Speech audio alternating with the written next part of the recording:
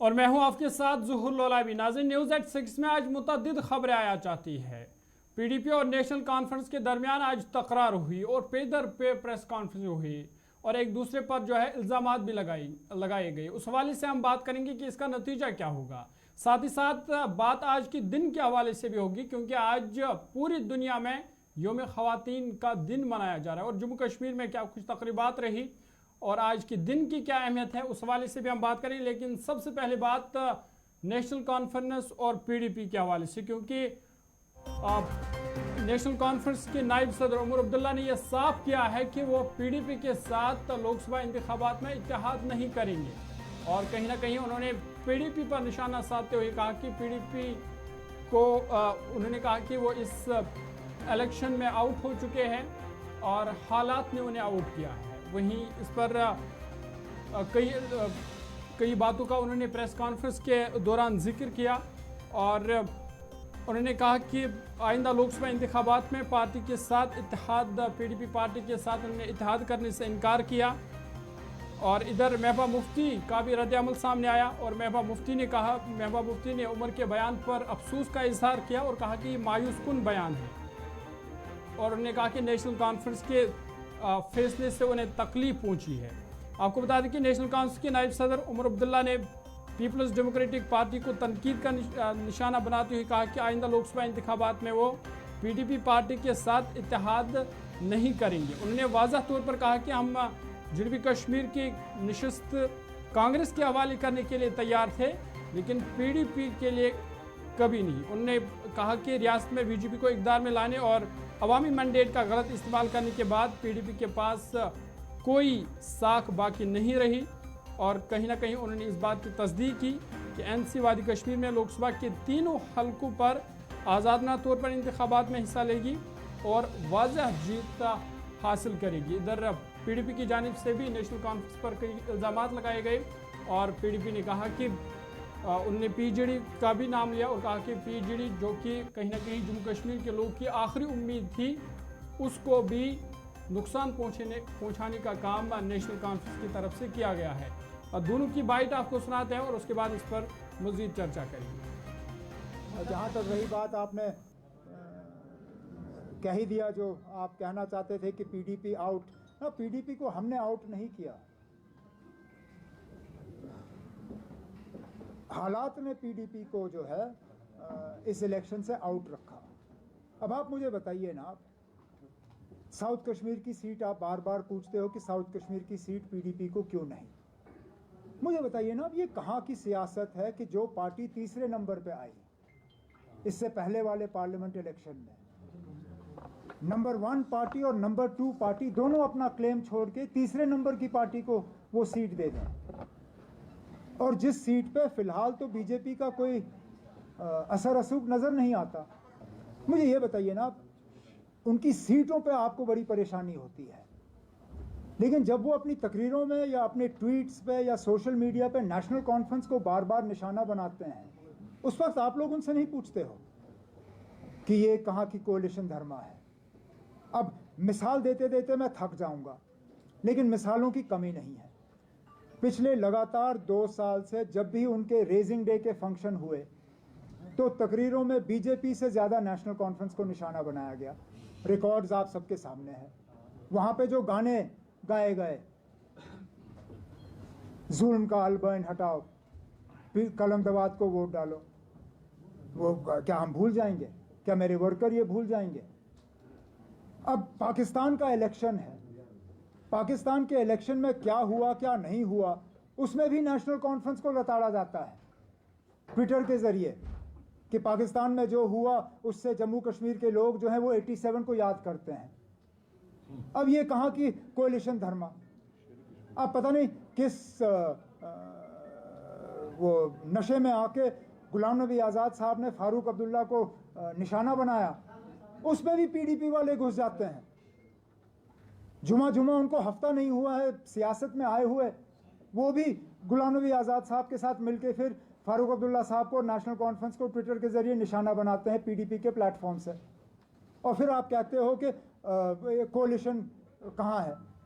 अब कोalition को मेंटेन रखना ये अकेले नेशनल कॉन्फ्रेंस की जिम्मेदारी नहीं है, ये उन लोगों की भी जिम्मेदारी है जिन्होंने एक आदत बनाई हुई है, जो आदत से मजबूर हैं नेशनल कॉन्फ्रेंस को निशाना बनाते बनाते। जब तक वो अपनी हरकतों से बाज नहीं आते, वो हमसे कोई ज़्यादा उम्मीद रख नहीं सकते। लेकिन इस बात के बावजूद भी कि हम लगातार उनसे उनके हमले के शिकार होते हैं, मैंने तब भी कांग्रेस को इस बातचीत के दौरान उनसे कहा है कि देखिए ना, 6 सीटों में ज़्यादा गुंजाइश है नहीं, लेकिन हम असेंबली में एक साथ काम करने के लिए दरवाज़ा खुला रखने के लिए तैयार हैं, लेकिन बशर्त ये कि हम देखें कि इस आने वाले पार्लियामेंट इलेक्शन में उनका रवैया कैसा रहेगा। इतना ही। इससे पहले जो फैसला किया उससे गोल पोस्ट चेंज कर दिया उन्होंने। जहां हम मिल के बड़े अपोनेंट का मुकाबला करते हैं, आज हमें एक दूसरे के आमने सामने लाके खड़ा किया है। तो इसमें मैं यही कहना चाहूँगी कि पीडीपी में भी down but we are not out. आपको पता है कि हमने यहाँ नेशनल कॉन्फ्रेंस के पास भी एक वक्त में 60-65 सीटें होती थी, मगर लोगों ने फैसला किया नहीं, अब 65 सीटें नहीं देनी है, 16 देनी है। इसी तरह लोगों ने हमें एक बार 3 पार्लियामेंट सीटें दी, उसके बाद फैसला किया नहीं, अब एक भी नहीं देंगे। तो मैं समझती हूँ अब हम लोगों के सामने जाएंगे, उनके पास अपना केस रखेंगे, क्योंकि जम्मू कश्मीर की दिल्ली के पार्लियामेंट में आवाज़ पहुँचाना बहुत ज़रूरी है। चलिए, एक दूसरे पर इल्ज़ामात लगाते हुए नजर आए पीडीपी और नेशनल कॉन्फ्रेंस। इस पर मजीद बातचीत करेंगे। एग्जीक्यूटिव एडिटर इशफाक गवर हमारे साथ है। इशफाक, बहुत शुक्रिया ज्वाइन करने के लिए। किस तरह से आप इसको देख रहे हैं, क्योंकि उमर अब्दुल्ला साहब कह रहे हैं कि पीडीपी जो है वो इस इंतखाबात से आउट हो चुकी है, तो कितना बड़ा दचका है ये इंडिया इत्तेहाद के लिए? देखिए, इंडिया इत्तेहाद के लिए तो बड़ा दचका है ही। पहले देखना है कि क्या इंडिया इत्तेहाद वाकईतन जम्मू कश्मीर के अंदर था, ये भी एक बड़ा सवाल था। क्योंकि सबसे पहले 5 अगस्त की तारीख को आपको याद करना होगा और जम्मू कश्मीर के लोगों को ये देखना होगा कि 5 अगस्त के बाद जिस इत्तेहाद को जम्मू कश्मीर के अंदर बनाया गया था वो People's Alliance for Gupkar Declaration था। उस People's Alliance for Gupkar Declaration से एक एक करके बहुत सारे लोग चले गए और सिर्फ 2 जमातें बड़ी, जिनमें नेशनल कॉन्फ्रेंस और पीपल्स डेमोक्रेटिक पार्टी थी, वो एक साथ थी, और वो भी मजबूरन वो एक साथ थे। उनकी कोई आइडियोलॉजी नहीं मिलती है, ग्राउंड जीरो पर वो कहीं पर नहीं मिलते हैं, और सिर्फ वो ही नहीं, इनमें टकराव नहीं था, बल्कि जो और भी लोग वहां पर हैं, चाहे वो लेफ्ट की पार्टी हो या और वो नाम निहाद पार्टियां जो 1-2 लोग ही हैं, वो पार्टियां भी आप देखेंगे तो वो भी उतनी वाइब्रेंट स्टेट में नहीं थी। इसलिए पहले ही 5 अगस्त के बाद दरार, तकरार साफ नजर आ रही। बिल्कुल। फिर आज की अनाउंसमेंट से पहले जिस तरीके से उमर ने कहा कि जब भी तकरीरें की गई, जब भी किसी पर जगह पर कुछ हुआ तो नेशनल कॉन्फ्रेंस को हदफ तनकीद बनाया गया, तो क्या उस वक्त उस जमात को, पीपल्स डेमोक्रेटिक पार्टी को इस चीज का ख्याल नहीं था? तो ये अपनी जगह है, पीडीपी का अपना मौकफ है। लेकिन बात सीधी सीधी है कि अब ये दरार इतनी ज्यादा हो गई है, ये आगे जुड़ पाएगी, ये मुश्किल है। हमारे जराए जो दिल्ली के हैं वो इस बात को हमें वो ये बात बता रहे हैं कि राहुल गांधी आज सुबह से लगातार कंटिन्यूसली इन टच में रहे हैं, उमर अब्दुल्ला के भी और साथ साथ महबूबा मुफ्ती के भी। लेकिन कंटिन्यूस टच रहने के बावजूद भी कोई हल अभी तक निकलता हुआ नजर नहीं आ रहा है। राहुल ने सुबह कॉल करने की कोशिश की है नेशनल कॉन्फ्रेंस की लीडरशिप के साथ, लेकिन वो बात बन नहीं पाई है, जिसके बाद उमर की प्रेस कॉन्फ्रेंस जो आज भी, चूंकि press conference scheduled press conference थी, ज्वाइनिंग थी वहां पर, और उस ज्वाइनिंग के दौरान ही उन्होंने अपने सारे पत्ते खोल दिए, क्योंकि जब सुबह कोई बात बनी नहीं तो शाम होते होते इत्तेहाद पारा पारा होता हुआ साफ नजर आ रहा है। और उसके फौरन बाद फारूक अब्दुल्ला साहब की खामोशी और दीगर लीडरों की खामोशी ये साफ बता रही है कि आने वाले दिनों में जब भी चुनाव होंगे शायद ये एक पेज पर हो, ये मुमकिन नहीं है। नंबर 1। नंबर 2 बड़ा इंपॉर्टेंट है कि क्या कांग्रेस सरेंडर करेगी श्रीनगर के अंदर, सोबा कश्मीर के अंदर। उनके लिए भी एक बड़ा चैलेंज अब ये पैदा हो गया, क्योंकि उमर लगातार ये बता रहे हैं कि नंबर 2 पर कांग्रेस है, नंबर 3 पर पीडीपी है। इसलिए पीडीपी को कैसे दिया जाए जब कांग्रेस, नेशनल कॉन्फ्रेंस अपनी दावेदारी नहीं छोड़ रहे हैं? तो कहीं ना कहीं उन्होंने बहुत टाइट रोप इन कर दिया कांग्रेस को भी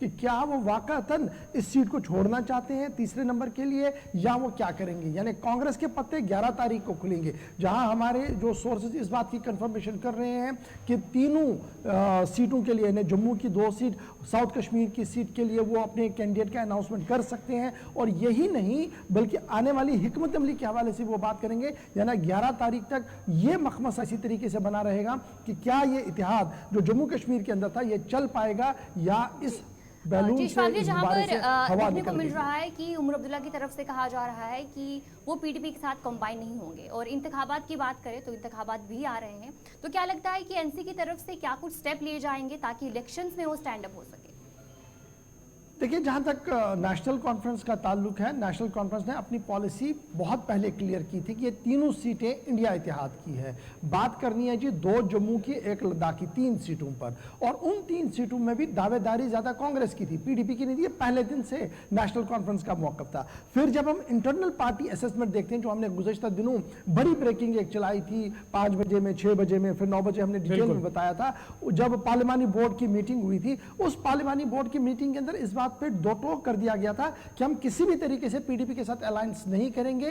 पीडीपी के साथ अलायंस करने का मतलब हुआ कि उनकी तमाम गलतियों को ओन करना, और फिर जब आगे स्टेट असेंबली होंगे तो वहां पर और ज्यादा पीछे। इशफाक, एक अहम सवाल ये भी है, क्योंकि महबूबा मुफ्ती ने जो प्रेस कॉन्फ्रेंस की तो कहीं ना कहीं उसमें उन्होंने ये इशारा दिया कि पीएचडी को नेशनल कॉन्फ्रेंस ने तितर बितर किया है। तो क्या ये माने कि अब पीएचडी भी जम्मू कश्मीर में जमीनी सूरत हाल पर रहा नहीं है?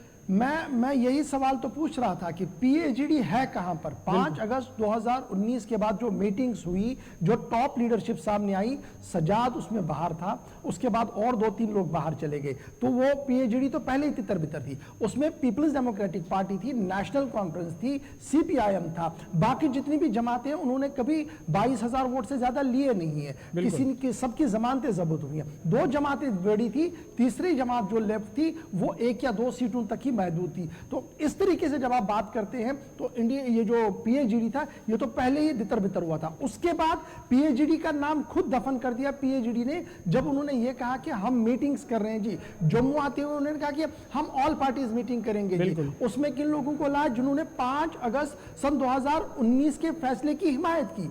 तो ये इतिहाद कहां पर था? इतिहाद तो पहले ही टूट चुका था। चलिए, बहुत शुक्रिया तफसीलात फराहम करने के लिए। एग्जीक्यूटिव एडिटर इशफाक गवर हमारे साथ थे, तो इनका कहना था कि बड़ा दचका लगा है इंडिया इतिहाद को भी, क्योंकि नेशनल कॉन्फ्रेंस ने साफ किया है कि वो पीडीपी के साथ लोकसभा इंतखाबात में इत्तेहाद नहीं करेंगे।